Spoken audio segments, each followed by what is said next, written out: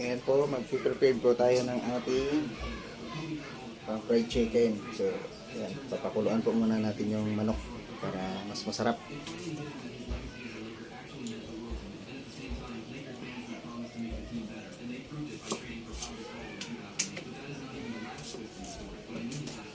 Mama?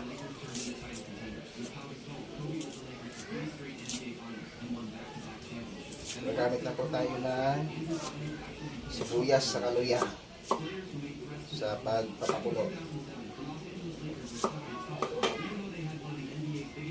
Sibuyas, luya, sabay pailalit po natin yan. Kunting patis. Tapos po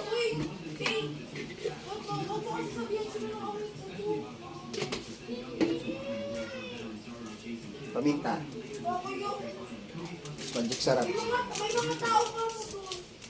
Okay na po. So, ano po natin yan? Papakuluan po natin ng mga 7 minuto para masarap po siya. Buksan na po natin yung apoy. Kunting tubig lang po lalagay natin. Then, tatakpan po natin ng maliit lang na pantakip. Okay. Okay, after po makuluan, ayan na. Tatanggalin na po natin yan. Tapos, papalamigin po muna natin. Tapos habang pinapalamig natin to, lulutuin naman na po natin yung kaparis nito. Yung kaparis po niya ay yung ampalaya, tortang ampalaya. Kapag saka pagka lumamig na to, ang ano lang po natin dito ay yung ano lang, tasty boy, diretso po ito. Lutong bahay na po lang kasi ulap po natin sa hapunan. Sayang yung sabaw. Ano po? So, yan po.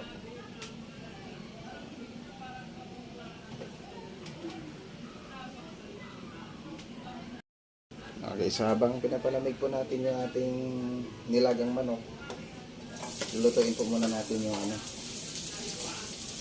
kaparis niya, yung ampalaya. Tutorta natin sa itlog. So, igigisa po muna natin to, bawang, sibuyas at kamatis bago po natin isalin yung ampalaya.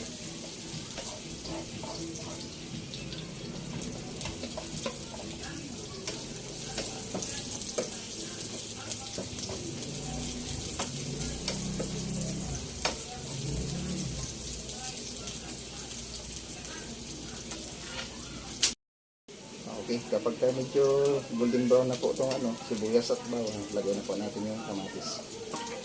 Yun. Titilantik po yan. Pagka naluto na po yung kamatis, saka natin po ilalagay yung ampalaya. At ito na po mga katropa, lalagay na po natin yung ampalaya. So, hindi naman po ito mapait, kahit hindi nyo po pigaan, basta tanggalan nyo lang po ng maayos yung, tanggalin nyo lang ng maayos yung kanyang laman loob, yung kulay puti doon sa may buto. Kususin yung mabuti kasi yan po kasi yung nagpapapait doon. So, lagyan na po natin ng magic sarap at paminta.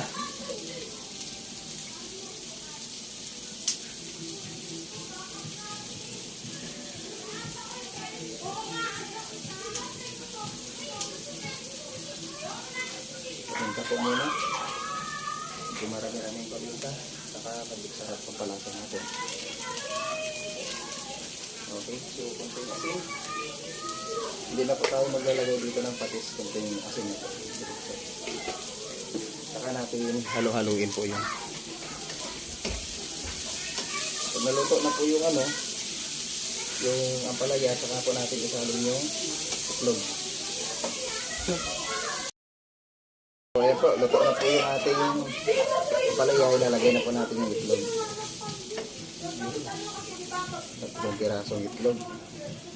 Tingnan lang natin kung hindi ka pa kasarap dito. So, haluin na po natin yan.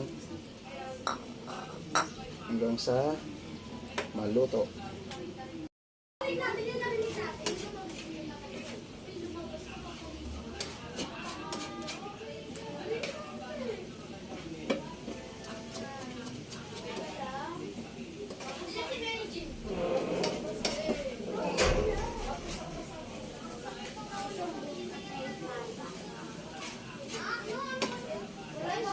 So ayan na. Haluin lang po natin ang haluin hanggang sa maluto na po yan. Ito na guys, luto na. Isasali na po natin ito sa mangkok sabay magpiprito na po tayo ng ating pritong manok. Pangulam natin ngayong gabi. So ito na nga guys, no? After po natin painit ng mantika, simulan na po natin magprito. So pritohin po natin lahat to. At ipapares po natin doon sa ating ampalaya. So breading mix lang po. Yung tasty boy lang po pala yung nilagay natin dito. Lutong bahay lang po talaga.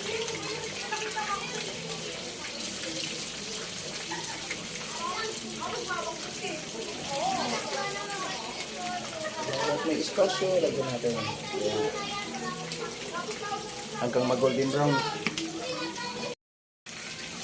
Okay, after 3 minutes po, balik rin na po natin yan para patay po yung luto. Ganyan lang.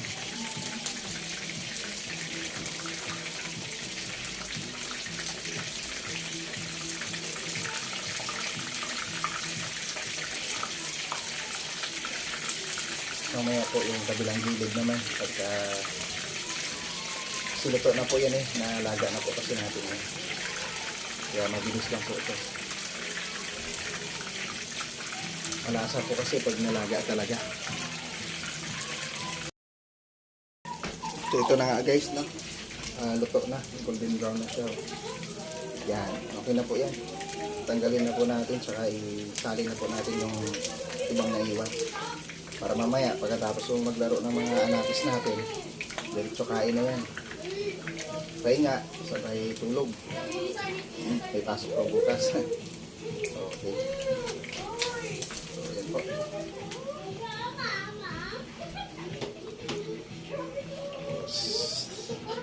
Salang po natin itong natira.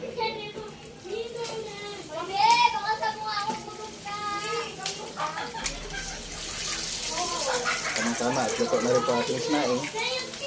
So, naglalaro po yung mga bata sa labas. Tama-tama lang po yung luto nito mamaya.